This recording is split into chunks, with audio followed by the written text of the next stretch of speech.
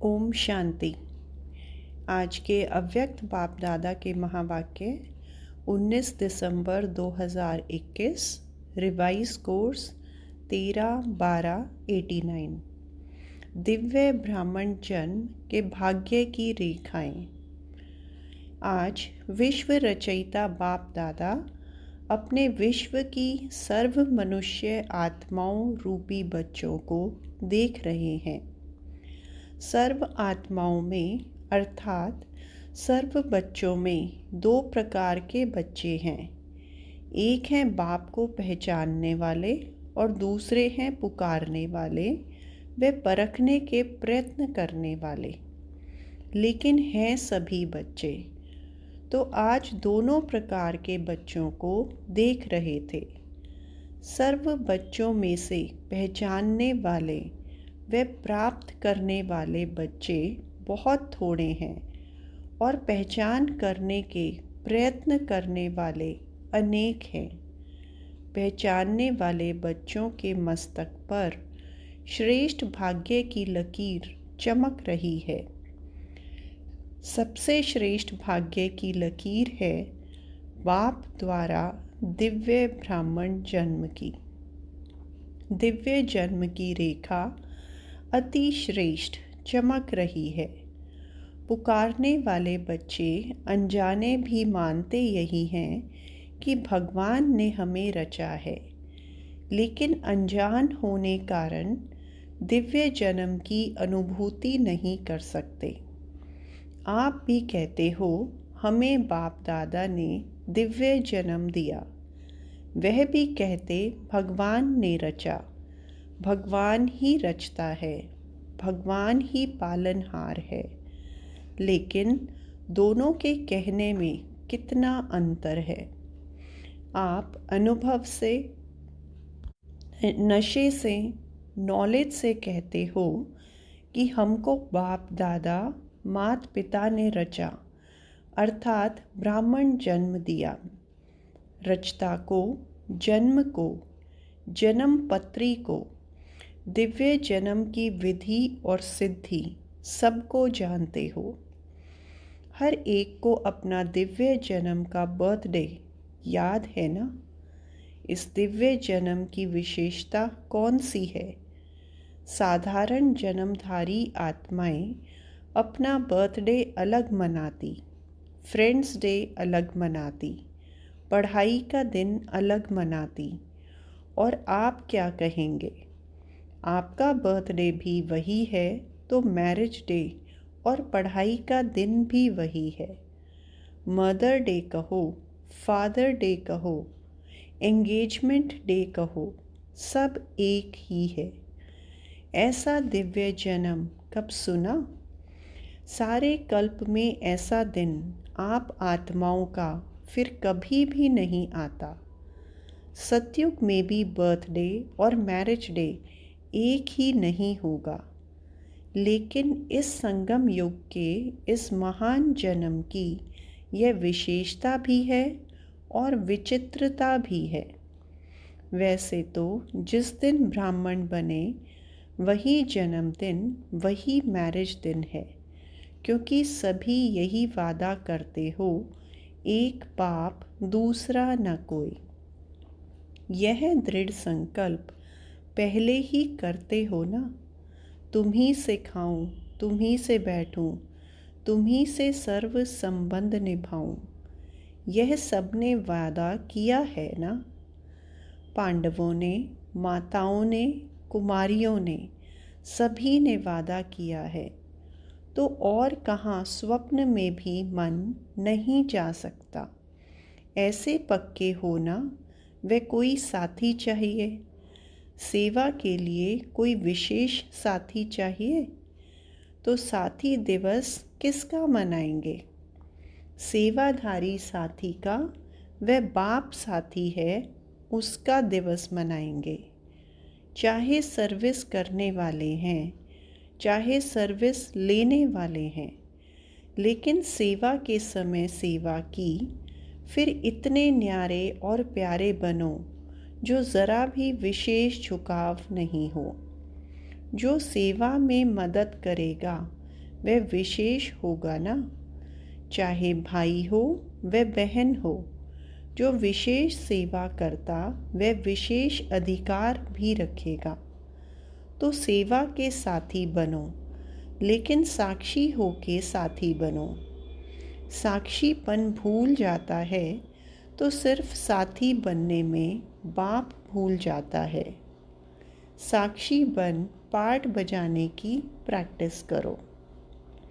हर बच्चे के मस्तक पर विशेष 4 भाग्य की लकीरें चमकती हैं। पहला दिव्य जन्म की रेखा, दूसरा परमात्म पालना की रेखा, तीसरा परमात्म पढ़ाई की रेखा और चौथा निस्वार्थ सेवा की रेखा। सभी के मस्तक में चारों ही भाग्य की रेखाएं चमक रही हैं, लेकिन चमक में और सदा एक रस वृद्धि को प्राप्त करने में फर्क होने कारण चमक में अंतर दिखाई देता है। आदि से अब तक चारों ही रेखाएं सदा यथार्थ रूप से चलती रहें। वह बहुत थोड़ों की हैं। बीच बीच में कोई न कोई बात में भाग्य की लकीर या तो खंडित होती है, वह चमक कम होती है, स्पष्ट नहीं होती। जैसे हस्त रेखाएं भी देखते हैं ना, कोई की खंडित होती, कोई की एक रस होती हैं, कोई की स्पष्ट होती हैं, कोई की स्पष्ट नहीं होती। बाप दादा भी बच्चों के भाग्य की रेखा को देखते रहते हैं। दिव्य जन्म तो सभी ने लिया, लेकिन दिव्य जन्म की रेखा खंडित होती, वह स्पष्ट नहीं होती, क्योंकि अपने जन्म के धर्म में अखंड नहीं चलता, तो उनके भाग्य की लकीर खंडित होती। धर्म क्या है, कर्म क्या है, उसको तो जानते हो ना। ऐसे ही परमात्म पालना में तो सभी ब्राह्मण चल रहे हो, चाहे समर्पित हो चाहे प्रवृत्ति में हो, लेकिन बाप के डायरेक्शन से चल रहे हो। प्रवृत्ति वाले क्या कहेंगे? अपना कमाया हुआ खाते हो, वह बाप का खाते हो। बाप का खाते हैं ना, क्योंकि अपना सब कुछ बाप को दे दिया, तो बाप का ही हुआ ना। चाहे कमाते भी हो, लेकिन कमाया हुआ धन बाप के हवाले करते हो या अपने काम में लगाते हो, ट्रस्टी हो ना। ट्रस्टी का अपना कुछ नहीं रहता, गृहस्थी में अपनापन होता है। ट्रस्टी अर्थात सब बाप का है। अपने हाथ से खाना बनाते हो तो भी समझते हो ना, ब्रह्मा भोजन खा रहे हैं। पहले भोग किसको लगाते हो? बाप को अर्पण करते हो ना। अर्पण करना अर्थात बाप का खाना। ब्रह्मा भोजन खाते हो, चाहे बच्चों के अर्थ भी लगाते हो, वह भी डायरेक्शन अनुसार लगाते हो। जैसे समर्पित बहनें व भाई भिन्न भिन्न कार्य में तन मन भी लगाते, तो धन भी लगाते हैं। ऐसे प्रवृत्ति में रहने वाले भी चाहे तन लगाते चाहे धन लगाते, बाप की श्रीमत प्रमाण ही अमानत समझ कार्य में लगाते हो। ऐसा करते हो ना। अमानत में खयानत अथवा मनमत तो नहीं मिलाते हो ना। तो परमात्म पालना सब ब्राह्मण आत्माओं को मिल रही है। पालना की जाती है शक्तिशाली बनाने के लिए। माता की पालना का प्रत्यक्ष रूप क्या होता? बच्चा शक्तिशाली बनता है। तो ब्रह्मा माँ की पालना द्वारा सभी मास्टर सर्वशक्तिमान बने हो। लेकिन कोई बच्चे सदा शक्तियों को कार्य में लगाते और कोई बच्चे प्राप्त शक्तियों को अर्थात पालना को कार्य में नहीं लगाते, अर्थात पालना को प्रैक्टिकल में नहीं लाते। इसलिए श्रेष्ठ पालना मिलते हुए भी कमज़ोर रह जाते हैं और भाग्य की लकीर खंडित हो जाती है। ऐसे ही पढ़ाई की लकीर, पढ़ाई का एम ऑब्जेक्ट ही है श्रेष्ठ पद को प्राप्त करना। शिक्षक बाप पढ़ाई सबको एक ही पढ़ाता, एक ही समय पर पढ़ाता, लेकिन जो श्रेष्ठ ब्राह्मण जीवन का वह पढ़ाई का पद अथवा नशा है, वह सबको एक जैसा नहीं रहता। फरिश्ता सो देवता स्टेटस को सदा स्मृति में नहीं रखते, इसलिए भाग्य की लकीर में अंतर पड़ जाता है। ऐसे ही सेवा की लकीर, सेवा की विशेषता है जो ब्रह्मा बाप ने साकार रूप में अंतिम वरदान रूप में स्मृति दिलाई। निराकारी, निर्विकारी और निरहंकारी।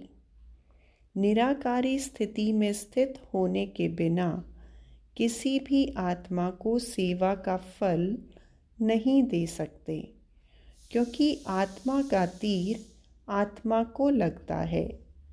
स्वयं सदा इस स्थिति में स्थित नहीं हैं, तो जिनकी सेवा करते वह भी सदा स्मृति स्वरूप नहीं बन सकते। ऐसे ही निर्विकारी, कोई भी विकार का अंश अन्य आत्मा के शूद्र वंश को परिवर्तन कर ब्राह्मण वंशी नहीं बना सकता। उस आत्मा को भी मेहनत करनी पड़ती है, इसलिए मोहब्बत का फल सदा अनुभव नहीं कर सकते। निरहंकारी सेवा का अर्थ ही है फल स्वरूप बन झुकना। बिना निर्माण बने निर्माण अर्थात सेवा में सफलता नहीं मिल सकती। तो निराकारी, निर्विकारी, निरहंकारी, इन तीनों वरदानों को सदा सेवा में प्रैक्टिकल में लाना, इसको कहते हैं अखंड भाग्य की रेखा। अब चारों ही भाग्य की रेखाओं को चेक करो कि अखंड हैं या खंडित हैं, स्पष्ट हैं या अस्पष्ट हैं। कोटों में कोई तो बन गए हैं, लेकिन बनना है कोई में भी कोई। जो कोई में कोई होगा वही अब सर्व का माननीय और भविष्य में पूजनीय बनता है। जो अखंड भाग्य के लकीरवान हैं, उसकी निशानी है वह अब भी सर्व ब्राह्मण परिवार का प्यारा होगा। मान्य होने के कारण सर्व की दुआएं श्रेष्ठ आत्माओं के भाग्य की लकीर को चमकाती रहती। तो अपने आप से पूछो, मैं कौन? तो सुना आज क्या देखा? दुनिया वाले कहते हैं पालनहार है, जन्मदाता है, लेकिन जन्मदाता का परिचय ही नहीं है। और आप नशे से कह सकते हो कि जन्मदाता परमात्मा कैसे है, पालनहार परमात्मा कैसे है। ब्रह्मा माँ की पालना भी मिल रही है और बाप की श्रेष्ठ मत पर योग्य आत्माएं बन गए। बाप बच्चे को योग्य बनाता है और माँ शक्तिशाली बनाती है। दोनों अनुभव है ना? अच्छा, गीता पाठशाला वाले ज़्यादा आए हैं। गीता पाठशाला वाले कौन हुए? गीता का ज्ञान सुनने वाले हे अर्जुन हैं। अर्जुन समझकर गीता ज्ञान सुनते हो या अर्जुन दूसरा है? मैं अर्जुन हूँ, यह समझते हो? सदैव यह अनुभव करके सुनो, मैं अर्जुन हूँ। मुझे विशेष भगवान गीता का ज्ञान सुना रहा है। गीता पाठशाला वाले तो सबसे नंबर 1 निकल जाएंगे। इस विधि से सुनो तो आगे चले जाएंगे।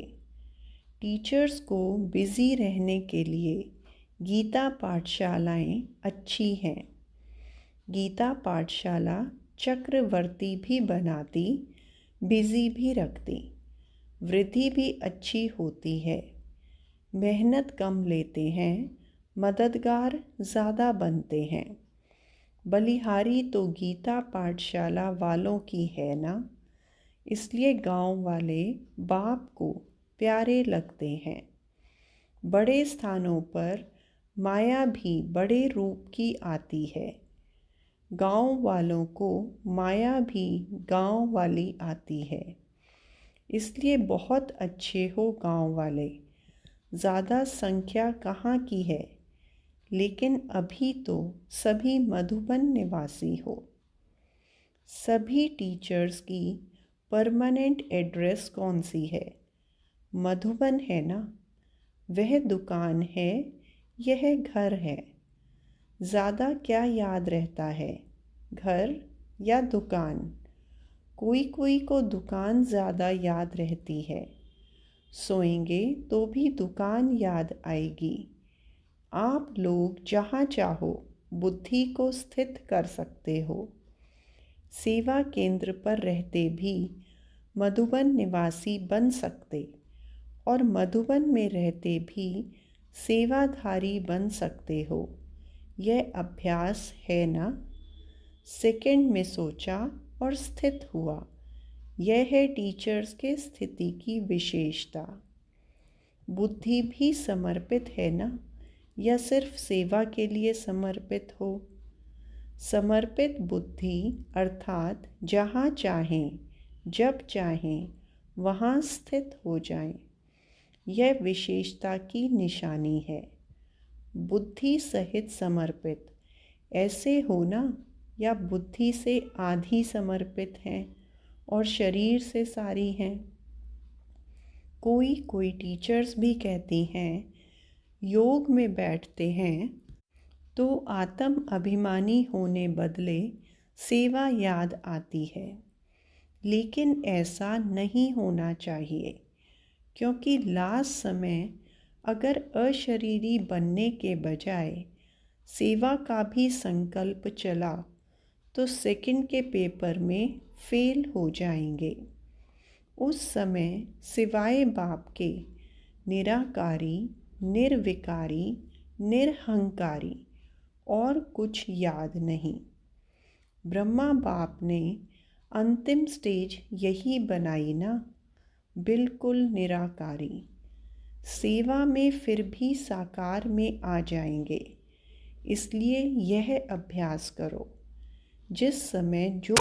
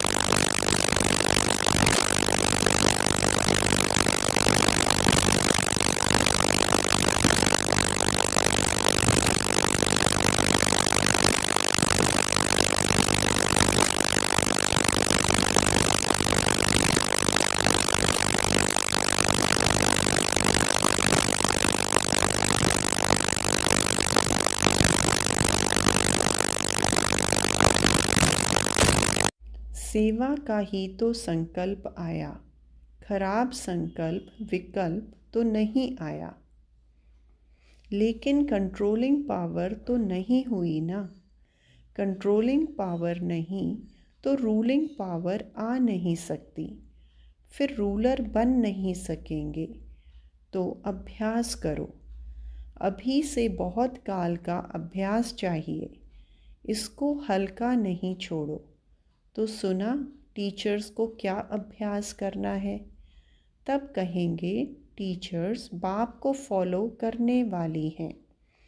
सदा ब्रह्मा बाप को सामने रखो और 3 वरदान याद रखो और फॉलो करो। यह तो सहज है ना। यह अंतिम वरदान बहुत शक्तिशाली हैं। इन 3 वरदानों को अगर सदा स्मृति में रखते प्रैक्टिकल में आओ तो बाप के दिल तख्त और राज्य तख्त के अधिकारी ज़रूर बनेंगे। अच्छा, अव्यक्त बाप दादा की जोन वाइज बच्चों से मुलाकात। महाराष्ट्र ग्रुप। सदा अपने को सर्व प्राप्तियों से भरपूर अनुभव करते हो, कभी खाली तो नहीं हो जाते, क्योंकि बाप ने इतनी प्राप्तियां कराई हैं। अगर सर्व प्राप्ति अपने में जमा करो तो कभी भी खाली नहीं हो सकते। इस जन्म की तो बात ही नहीं है, लेकिन अनेक जन्म भी यहाँ की भरपूरता साथ रहेगी। तो जब इतना दिया है जो भविष्य में भी चलना है, तो अभी खाली कैसे होंगे? अगर बुद्धि खाली रही तो हलचल रहेगी। कोई भी चीज़ अगर फुल भरी नहीं होती तो उसमें हलचल होती है। तो भरपूर होने की निशानी है कि माया को आने की मार्जिन नहीं है, माया ही हिलाती है। तो माया आती है या नहीं? संकल्प में भी आती है। माया के राज्य में तो आधा कल्प अनुभव किया और अभी अपने राज्य में जा रहे हो। जब माया जीत बनेंगे तब फिर अपना राज्य आएगा और माया जीत बनने का सहज साधन सदा प्राप्तियों से भरपूर रहो। कोई एक भी प्राप्ति से वंचित नहीं रहो, सर्व प्राप्ति हो। ऐसे नहीं, यह तो है, एक बात नहीं तो कोई हर्जा नहीं। अगर ज़रा भी कमी होगी तो माया छोड़ेगी नहीं, उसी जगह से हिलाएगी। तो माया को आने की मार्जिन ही ना हो। आ गई फिर भगाओ तो उसमें टाइम जाता है। तो माया जीत बने हो। यह नहीं सोचो 2 वर्ष या 3 वर्ष में हो जाएंगे। ब्राह्मणों के लिए स्लोगन है, अब नहीं तो कभी नहीं। अब समय की रफ्तार के प्रमाण कोई भी समय कुछ भी हो सकता है, इसलिए तीव्र पुरुषार्थी बनो। अच्छा, सर्व बाप समान सदा नॉलेजफुल पावरफुल बच्चों को सदा भाग्य विधाता द्वारा श्रेष्ठ भाग्य की स्पष्ट रेखाओं वाले भाग्यवान बच्चे, सदा बाप समान त्रिवरदान प्राप्त हुए विशेष आत्माओं को, सदा ब्राह्मण जन्म की पालना और पढ़ाई को आगे बढ़ाने वाले ऐसे अखंड भाग्यवान बच्चों को बाप दादा का याद प्यार और नमस्ते। वरदान।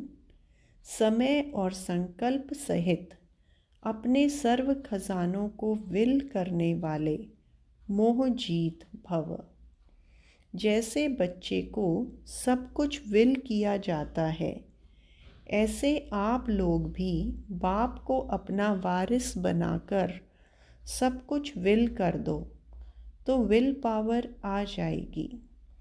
इस विल पावर से मोह स्वतः नष्ट हो जाएगा। जैसे साकार बाप ने पूरा ही अपने को विल किया, वैसे आप लोगों की जो स्मृति है, समय और संकल्पों का खजाना है, उसे विल करो, अर्थात श्रीमद् प्रमाण सेवाओं में लगाओ, तो मोह जीत बंधन मुक्त बन जाएंगे। स्लोगन: एक दो का स्नेही बनने के लिए सरलता और सहनशीलता का गुण धारण करो। अच्छा, ओम शांति।